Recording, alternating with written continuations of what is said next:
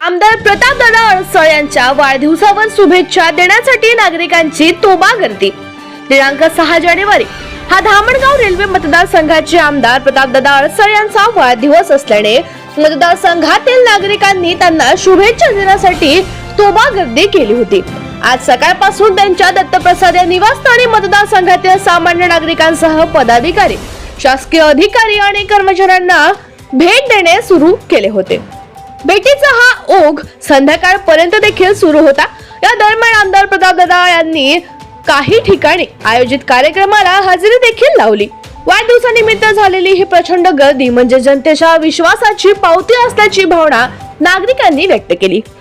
यावेळी आमदार प्रतापदादा अडसळ यांनी सर्व नागरिकांचे आभार मानत जनतेच्या प्रेमामुळे आणि पाठिंब्यामुळेच मला मतदारसंघाच्या विकासासाठी काम करण्याची ऊर्जा मिळते।